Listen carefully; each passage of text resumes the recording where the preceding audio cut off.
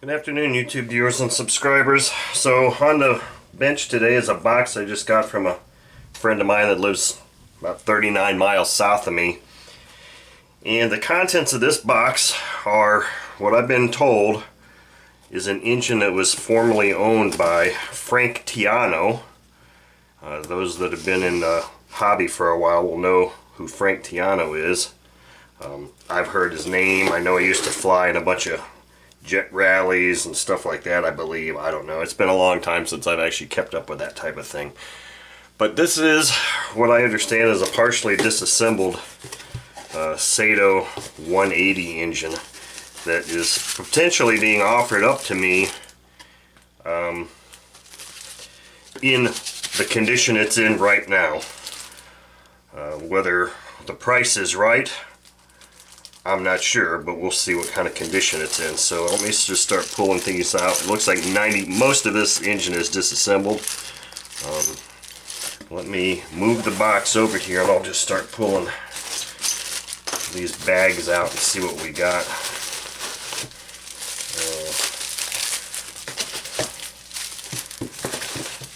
So we've got stuff here. And Jim, you always pack these engine so professionally, it's almost like it came from a postmaster. Let's see what we got here. Oh, Golden Knight 180. Very interesting. Now Jim had left me a note here that I didn't read either. It said something about the exhaust valve was completely stuck. So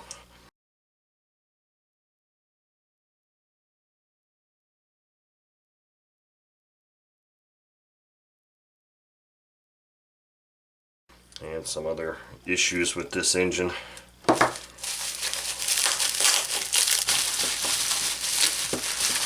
Okay, so we got the carb, rear cover, timing case. Okay, I don't really think there's going to be any issues with that. So if I'm understanding this correctly, there's just some issues maybe with the head, revolving around the head now.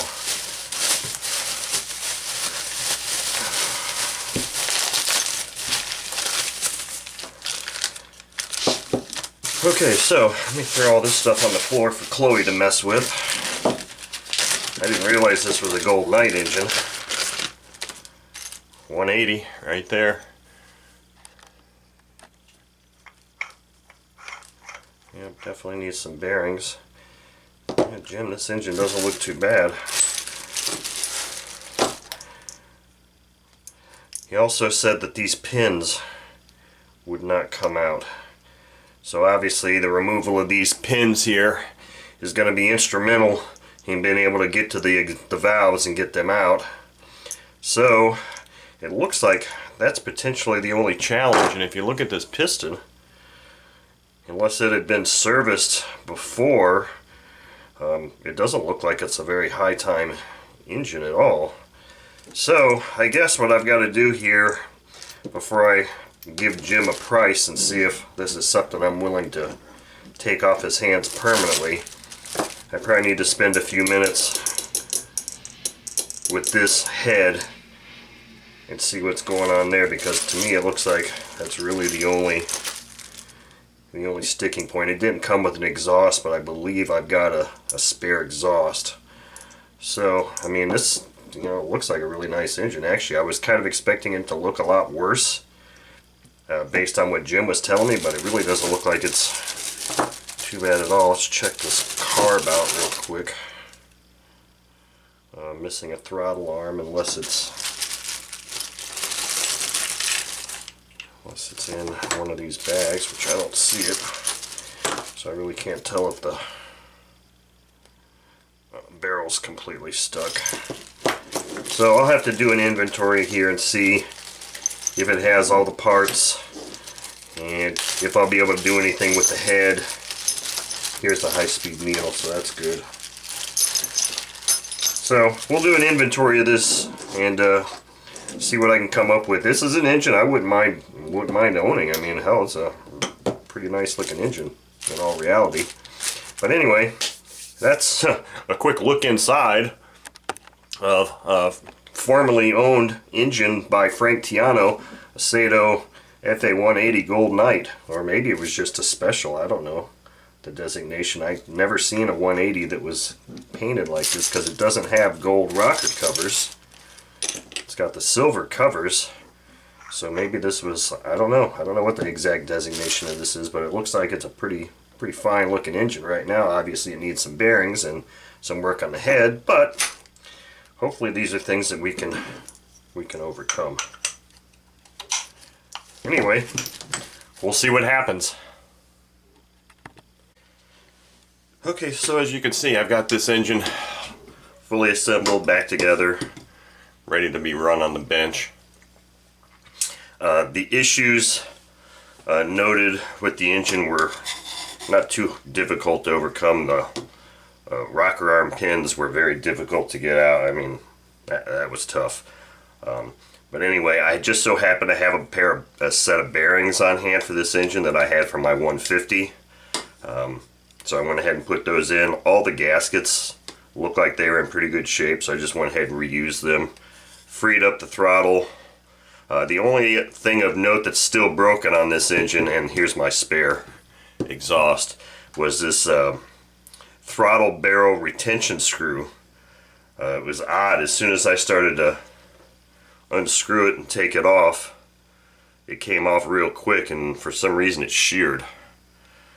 So half of it's still stuck in there, so I wasn't ever able to pull the barrel out, which is really not a huge deal. I mean, it still works.